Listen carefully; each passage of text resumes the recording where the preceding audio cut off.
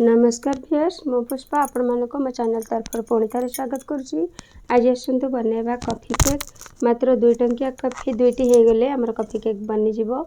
आ coffee cake बनैबा पई हमको मैदार भी आवश्यकता नहीं किंबा अंडार भी आवश्यकता नहीं।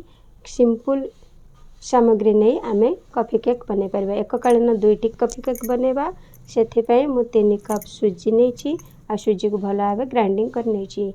सेही सेम मेजरमेंट कप रे 1.5 कप चीनी नहीं ताकू भी पाउडर बनै देली। एबे 2टी कॉफी नेबा आ क्षीर को मु गरम करी रखिछि। अल्प क्षीर रे कॉफी 2 पैकेट पकई ताकू भला भाबे मिक्स कर दबा। कॉफी मिक्स करी रखि देला परे एबे 2 चम्मच अमूल नेबा। 2 चम्मच अमूल नहीं ताकू भी गरम क्षीर रे टिके मिक्स करी रखिबा। या द्वारा केक टी हमरा आ टिके टेस्टी हबो। 1 कप क्षीर नेबा, 1 कप दही नेबा, 1 कप तेल नेबा। आमर से 3 कप सुजी रे 1.5 कप चीनी पाउडर दे दही को आ क्षीर को दे तो भल भाव मिक्स कर नेबा। पूरा भल भाव मिक्स करेंगे जो भली जमीती कि गोटालिया न रहिबो। आउ आमर केक टी स्पंजी सॉफ्ट हबो। केक टी संपूर्ण भाव में जानिबा पई वीडियो शेष पर्यंत देखंतु। भल लागिले निश्चित भाव में लाइक करेंगे, शेयर करेंगे, सब्सक्राइब करेंगे। सब्सक्राइब बटन पाखरे थिबा बेल आइकन को दबे दे ऑल को क्लिक कर देले मोर प्रत्येक वीडियो नोटिफिकेशन आपन को सहजरे मिल जिवो। एबे हमें आधा घंटा खंडे ताकू रखी देला परे हमर सुजी गुडी को फुली आस्थिबो। ता सहित हमें कॉफी ऐड करबा, ऑयल ऐड करबा, बळका रखिथिबा दही भी ऐड करबा। ये सब को ऐड करके भल भाव में मिक्स करनेबा। एबे ताको भल भाव में मिक्स करनेबा जमती दानालिया न रहबो। सेतरे खाइबा सोडा टिके मिसेबा आ 1 चम्मच बेकिंग पाउडर ऐड करबा। मिक्सचर ग्राइंडर रे जदी मिक्स करिवे भल भाव में सॉफ्ट हेबो। एबे केक टेन रे ऑयल ग्रीसिंग करी रखा हैतला ताको आधा आधा करी 2टी केक टीम रे सजे देबा। तावा रे लूण दे लूण को प्रीहीट करी ता पर रखि दे ढांकुनी दे देबा आ गोटे ओवन रे रखिनेबा। पूरा लो फ्लेम रे 40 मिनिट पे छाड़ी देबे।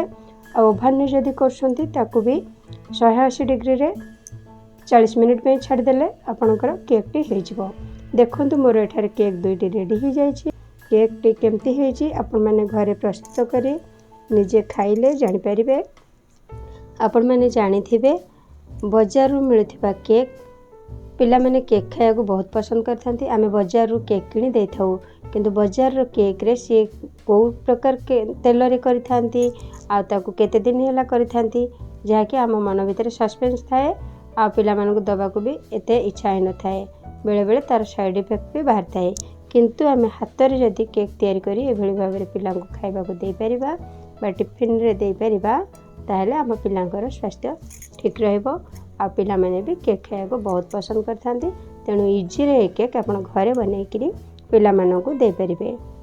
देखंतु केते सुंदर भाव रे केक 2टी हमर हे जाइछि। प्रथमे गोटे छुरी सहाय्य रे अल्प समय ठंडा करी देबे। ठंडा हे गला परे छुरी सहाय्य रे चारिपट को एभली भाव रे टिके छुरी लगे तापरे गोटे प्लेट देह को ओलटाई देले आराम से केक टी बाहरी आसला। आपण माने देखि परछबे एठी 2टी जाक केक मोर बहुत सुंदर हेछि। घरे थिबा जिंस रे एभली केक हमें बनै परिबा।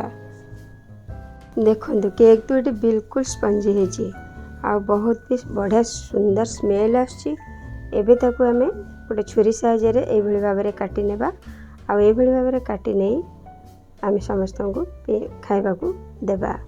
ता सहित आमे एभली भाव रे केक करी आमे हम रिलेटिव घर को गला बेले जदी आमे गोटे मिठा पैकेट रे पैकिंग करके नै कि जाई परिबा तो से माने भी हम हाथ तयारी जिंस खाई बहुत खुशी हेबे। विशेष करी छोट पिला माने केक खाइबा को बहुत पसंद करथांती।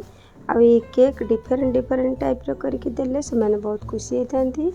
मु एठारे ए केक करी प्रथमे मो पुओ को खाइबा को दउछि। मो पुओ को भी केक बहुत पसंद आसीछि। आशा करूछि आपण मानकु मध्ये ए वीडियो टी निश्चित पसंद आस्थिबो। आ आपण मानकु जदी भी पसंद आसी थाए निश्चित भाव में कमेंट माध्यम रे जणाइबे। सेतबेले जाय रहिली नेक्स्ट वीडियो को अपेक्षा करिवे बोली आशा। नमस्कार।